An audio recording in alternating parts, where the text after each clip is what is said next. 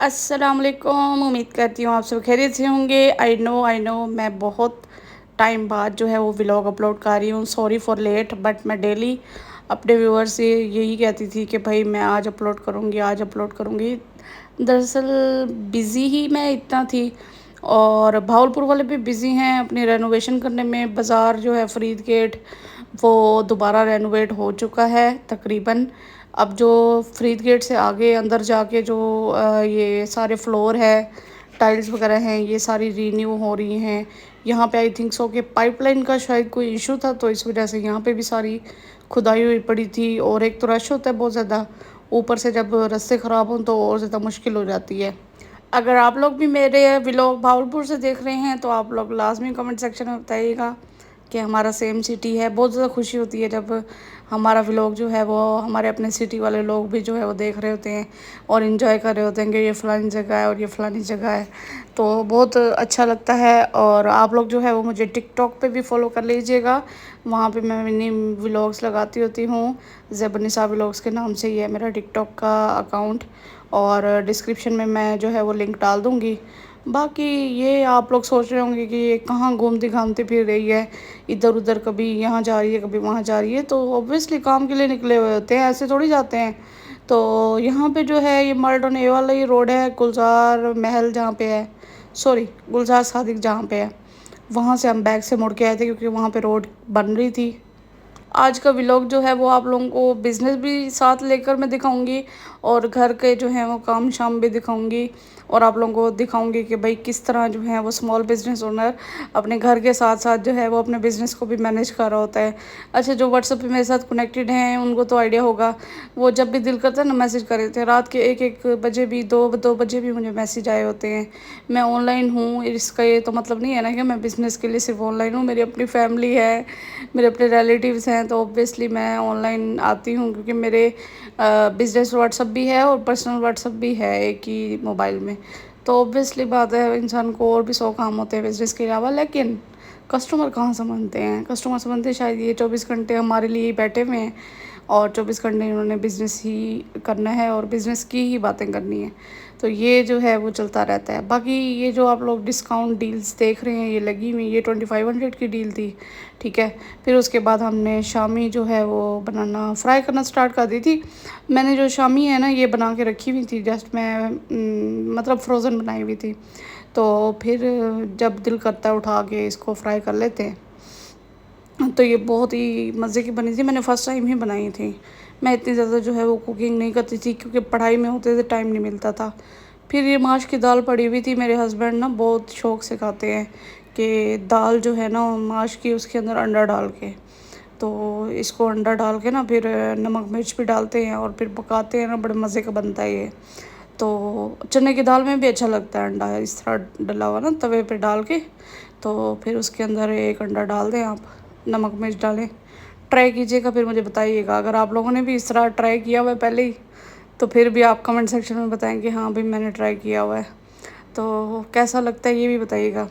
तो ये मेरे हस्बैंड भी शौक़ से खाते हैं और मैं ख़ुद भी बहुत शौक़ से ये चीज़ें खाती हूँ।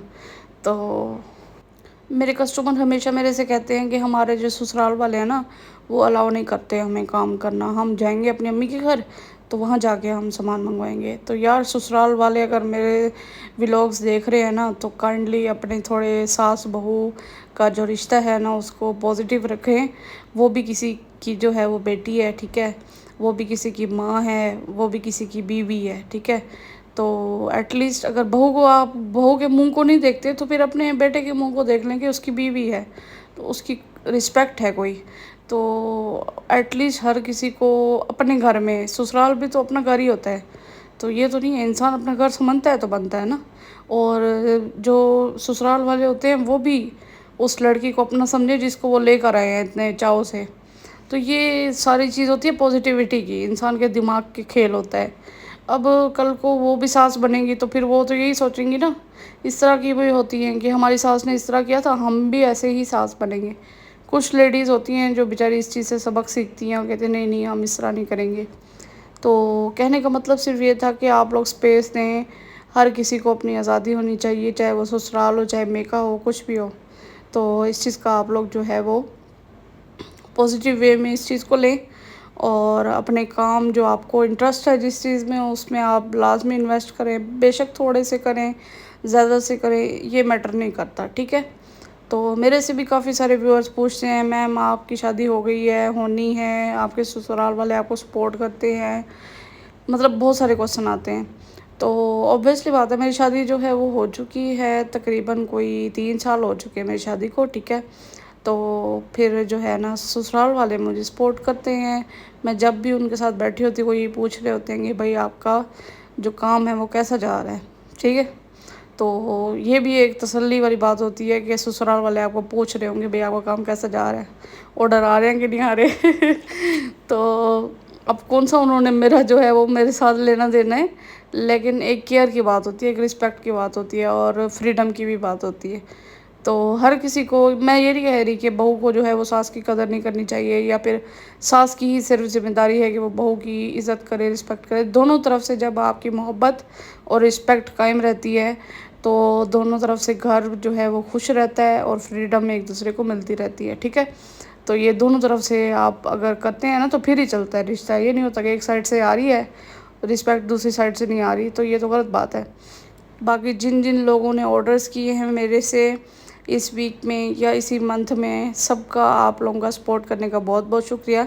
जो मेरे व्लॉग पर न्यू हैं तो मैं उनको बताती चलूँगी, मेरा रेज़न आर्ट मटेरियल का ऑनलाइन स्टोर है इंस्टा पे, और उसके अलावा जो है मेरा यूट्यूब चैनल भी है एक, रेज़न मास्टर ZU के नाम से है, और वहाँ पे मैं आर्ट एंड क्राफ्ट की वीडियोस डालती होती हूँ, ठीक है। लिंक मैं डाल दूँगी डिस्क्रिप्शन में। अगर आप लोगों ने भी देखना हो कि रेज़न आर्ट कैसे बनता है, कैसे दिखता है बनकर, कोर्स अगर आप लोग रेज़न आर्ट कर लेना चाहें तो आप लोग मेरे आर्ट एंड क्राफ्ट वाले चैनल पर जाके देख सकते हैं।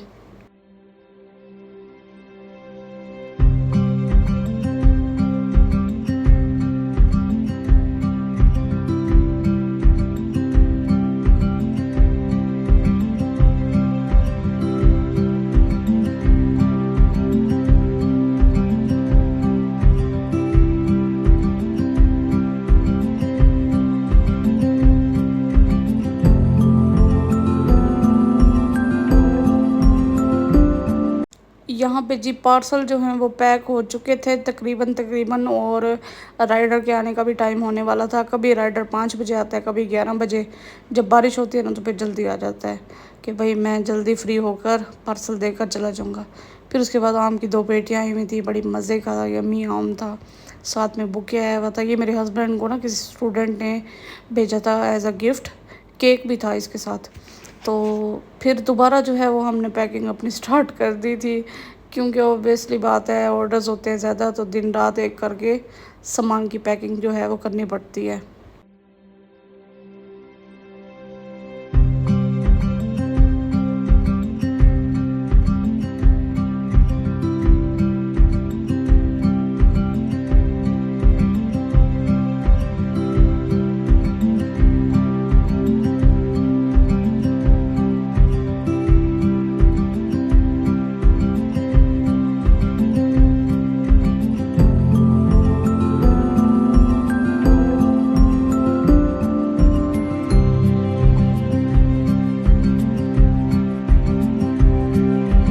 ये नेक्स्ट डे की बात है कि हम लोग फिर बाज़ार जो है वो हम लोगों का चक्कर लगा था।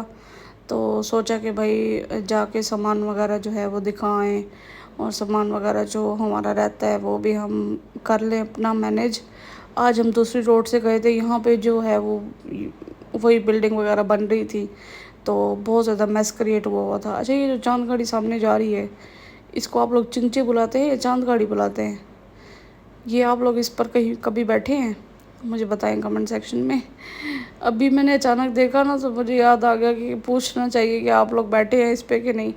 मुझे तो मैं जैसे ही बैठूँ ना इसके ऊपर पीछे बैठूँ तो ऐसे लगता है जैसे पता नहीं क्या हो गया। अच्छा, हम लोगों का कुकर का रबड़ ख़राब था तो उसका हैंडल भी हिल रहा था, तो ये बनवाने आए हुए थे भावलपुर में। ये फुला वाले चौक जो है ना वहाँ पे है कुकर बनाने वाला। मिलते हैं नेक्स्ट व्लॉग में, तब तक के लिए अल्लाह हाफिज़।